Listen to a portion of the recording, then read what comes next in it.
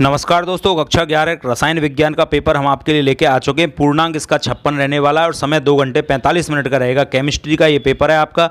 एक एक क्वेश्चन को मैं सॉल्व करके आपको बता रहा हूँ। और हमारा दूसरा चैनल की लिंक जो कि वीडियो के डिस्क्रिप्शन में और साथ में दी गई है, आप चैनल पर जाओगे तो MKS न्यूज़ के नाम से, वहाँ पर आपकी केमिस्ट्री की क्लासेज, जैसे ही आपकी एक क्लास पूरी हो जाती है, मैं केमिस्ट्री लेक्चरर ही हूँ, तो केमिस्ट्री क्लास आपकी चालू होने वाली है। पूरी 12वीं क्लास की केमिस्ट्री हम आपको फ्री ऑफ कॉस्ट हमारे चैनल पर पढ़ाएंगे। एक एक चैप्टर, इसलिए आप हमारे चैनल को दूसरे वाले को भी ज्वाइन कर लें, इसको भी ज्वाइन करें और दूसरे वाले चैनल MKS न्यूज़ को भी ज्वाइन कर लें। वहाँ पर आपको केमिस्ट्री की अपलोडेड क्लासेज पहले चैप्टर सॉलिड स्टेट से मिलना चालू हो जाएंगी। तो दोस्तों, उन वीडियोज के लिए आप चैनल को सब्सक्राइब जरूर कर लें। देखो दोस्तों, मैं एक एक क्वेश्चन को आपको सॉल्व करवाता हूँ। यहाँ पर आपका हो जाएगा, देखो, विद्युत धारा का SI मात्रक क्या होता है, तो सही ऑप्शन सही हो जाएगा, एम्पियर। अगला क्वेश्चन दे रखा है, हाइड्रोजन परमाणु की कौन सी श्रेणी रेखीय स्पेक्ट्रम से संबंधित होती है, तो बामर श्रेणी आपकी रेखीय स्पेक्ट्रम से होती है। बाकी अन्य श्रेणियाँ आपकी अल्ट्रावायलेट और अवरक्त क्षेत्र से रिलेटेड होती हैं। नेक्स्ट क्वेश्चन आपका दे रखा है, निम्नलिखित में से कौन सा तत्व S ब्लॉक का तत्व होता है, तो पोटेशियम आपका S ब्लॉक का तत्व है। बाकी कार्बन P ब्लॉक का तत्व होता है, क्रोमियम D ब्लॉक का तत्व है, टिन भी आपका D ब्लॉक, टिन भी आपका ये हो जाएगा। नेक्स्ट क्वेश्चन है आपका, हीरे में कार्बन का संकरण क्या होता है, तो हीरे में चतुष्फलकीय होता है कार्बन, और एक कार्बन परमाणु अन्य 4 कार्बन परमाणु जुड़ा रहता है, तो sp3 संकरण हो जाएगा। निम्न में से कौन सा गहन गुणधर्म है, तो आयतन गहन गुणधर्म होता है। बाकी सभी विशिष्ट गुणधर्म में आपके एक्सटेंसिव और इंटेंसिव प्रॉपर्टी आपको बतानी है, तो सही ऑप्शन सही हो जाएगा। KMnO4 में मैग्नीज का ऑक्सीकरण अंक क्या होता है, तो देखो दोस्तों, KMnO4 में मैग्नीज का निकालोगे तो जिसका निकालते हैं उसे x मानते हैं, K का 1 हो जाएगा, और ऑक्सीजन का -2 होता है, तो 4 ऑक्सीजन का क्या हो जाएगा, -8। बराबर में उदासीन होने के कारण 0 रखोगे, x बराबर +7 आ जाएगा, तो इसका 7 ऑप्शन सही हो जाएगा ए। अगला क्वेश्चन आपका दे रखा है, आवोगाद्रो संख्या का मान कितना होता है, तो आवोगाद्रो संख्या 6.022 गुना 10⁻23 होता है इसका मान। इलेक्ट्रॉन पर आवेश कौन सा होता है, ऋणात्मक आवेश इलेक्ट्रॉन पर पाया जाता है, नेगेटिव ऋणात्मक आवेश हो जाएगा। अगला क्वेश्चन है, परमाणविक आकार बढ़ने पर आयनन ऊर्जा, तो दोस्तों आकार जैसे जैसे बढ़ता जाएगा तो जो बाह्यतम कोश के इलेक्ट्रॉन है वो नाभिक से दूर होते चले जाएंगे, तो ऐसी स्थिति में कम ऊर्जा पर इलेक्ट्रॉन बाहर निकल जाएगा, तो आयनन एंथैल्पी, आयनन ऊर्जा के मानों में क्या आती है, कमी आती है। तभी तो वर्ग में ऊपर से नीचे जाने पर आयनन एंथैल्पी कम होती चली जाती है। अगला क्वेश्चन है आपका, स्वतः प्रवर्तित प्रक्रम के लिए डेल जी का मान सदैव कैसा होता है, ऋणात्मक होता है। डेल जी नेगेटिव होने पर स्वतः प्रवर्तित प्रक्रम होगा, पॉजिटिव होने पर अस्वतः, और डेल जी बराबर 0 होने पर साम्य अवस्था। पोटेशियम ज्वाला को बैंगनी रंग प्रदान करती है, पोटेशियम ज्वाला में बैंगनी रंग प्रदान करता है। क्वेश्चन आपका हो जाएगा, नेक्स्ट यहाँ पर दे रखा पी ब्लॉक के तत्वों का सामान्य इलेक्ट्रॉनिक विन्यास, तो ये हो जाएगा NS2 और NSNP126। इसके साथ साथ आप डी ब्लॉक का जरूर देख के जाएं, वो भी आपसे पूछा जा सकता है। अगला क्वेश्चन आपके सत्य और असत्य को छांटने वाले क्वेश्चन है। 13वां क्वेश्चन यहाँ पर दे रखा है, न्यूट्रॉन एक उदासीन कण होता है, तो ये सत्य बात है आपकी। अगला क्वेश्चन है, BCl3 का अष्टक पूर्ण होता है, ये रॉन्ग हो जाएगा, गलत ऑप्शन होगा, असत्य, क्योंकि बोरॉन के बाह्यतम कोश में 3 इलेक्ट्रॉन है और एक क्लोरीन 1 इलेक्ट्रॉन का योगदान करेगा 3, तो इसके 6 इलेक्ट्रॉन ही हो पाएंगे, तो अष्टक इसका पूरा नहीं होगा। ब्रह्मांड की एंट्रोपी लगातार बढ़ रही है, ये सत्य घटना है आपकी। नेक्स्ट है, क्षारीय धातुओं का बाह्यतम इलेक्ट्रॉनिक विन्यास NS1 होता है, तो दोस्तों एक तो होती है क्षार धातु और एक होती है क्षारीय मृदा धातु, तो क्षार धातुओं के बाह्यतम कोश का इलेक्ट्रॉनिक विन्यास NS1 और क्षारीय मृदा धातुओं का NH2, तो ये आपका सत्य हो जाएगा। नेक्स्ट है, एल्केन का सामान्य सूत्र CnH2n+2 होता है, ये भी सत्य है। एल्कीन का CnH2n और एल्काइन का CnH2n-2। अगला है, बोरिक अम्ल एक प्रोटोनी अम्ल होता है, तो ये गलत कथन है आपका, क्योंकि ये प्रोटॉन रिलीज नहीं करता, बल्कि वाटर से रिएक्ट करने पर OH- आयनों को ग्रहण करके वाटर से H+ बाहर निकालता है, खुद प्रोटोनी अम्ल नहीं है, यानी कि H+ आयन त्याग नहीं करता है।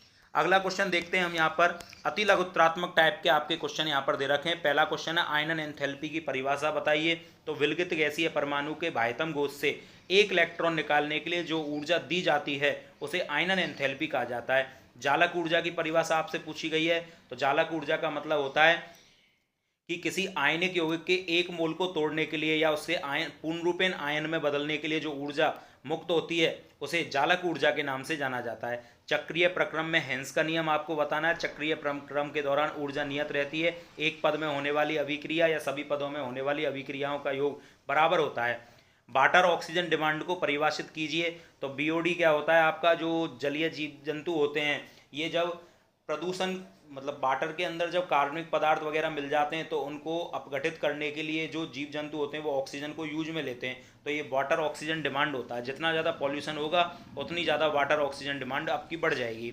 हाइजीन वर्ग की अनिश्चितता का सिद्धांत आपको बताना है, द्विध्रुव आघूर्ण बताना है, कार्बन मोनो ऑक्साइड CO एक विषैली गैस होती है, कारण दीजिए। क्योंकि ये कार्बन मोनोऑक्साइड एक विषैली गैस है, ये हमारे हीमोग्लोबिन के साथ क्रिया करके कार्बोक्सी हीमोग्लोबिन नामक एक विषैला पदार्थ बनाती है और ये हमें जिससे हमारी क्या डेथ हो जाती है, और इसकी ऑक्सीजन की तुलना में ब्लड में मिलने की प्रवृत्ति भी बहुत अधिक होती है। परोक्साइड प्रभाव HBr ही दर्शाता है, HF HCl HI क्यों नहीं, क्योंकि HBr में मुक्त मूलक अभिक्रिया प्रदर्शित करने की प्रॉपर्टी पाई जाती है और ये श्रृंखला प्रारंभक, श्रृंखला संचरण और श्रृंखला समापन 3 पदों में अभिक्रिया कर लेता है। इस कारण परोक्साइड प्रभाव या एंटी मार्कोनी प्रभाव या खरास प्रभाव केवल HBr ही प्रदर्शित करता है। अम्ल वर्षा आप लिख ही दोगे। डाइबोरेन की संरचना B2H6 की स्ट्रक्चर बनानी है, इसमें बनाना बॉन्ड पाया जाता है, इसे आप जरूर करके जाएं।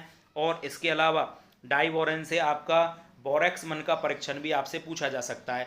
अगला क्वेश्चन यहाँ पर दे रखा है आपका आपबाउ सिद्धांत। आपबाउ सिद्धांत एक जर्मन भाषा का शब्द है जिसका मतलब होता है इलेक्ट्रॉनों को ऊर्जा के बढ़ते हुए क्रम में भरना।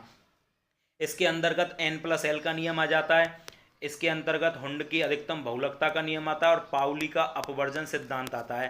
तो ये तीनों क्वेश्चन आप अच्छे ढंग से कर लें। नेक्स्ट दीर्घ निबंधात्मक क्वेश्चन आपसे पूछे गए। देखो दोस्तों, पहला क्वेश्चन दे रखा है क्वांटम संख्याएं किसे कहते हैं, इनके प्रकारों को विस्तार से समझाइए। 4 प्रकार की क्वांटम संख्याएं होती है। मुख्य क्वांटम संख्या स्मॉल n से रिप्रेजेंट करते हैं, द्विगंशी क्वांटम संख्या या एजीमुथल क्वांटम नंबर, तीसरी होती है आपकी मैग्नेटिक यानी चुंबकीय क्वांटम संख्याएं, और चौथी होती है आपकी स्पिन क्वांटम नंबर यानी चक्रण क्वांटम संख्या। 4 नंबर का आपसे क्वेश्चन है, चारों पॉइंटों को आपको लिखना है। अष्टक नियम की परिभाषा देनी है। लुईस और कौशल के अष्टक नियम की, प्रत्येक तत्व अपने बाह्यतम कोश में 8 इलेक्ट्रॉन करना चाहता है, इसके लिए या तो वो इलेक्ट्रॉन त्यागता है या इलेक्ट्रॉन ग्रहण करता है या इलेक्ट्रॉनों की साझेदारी करता है।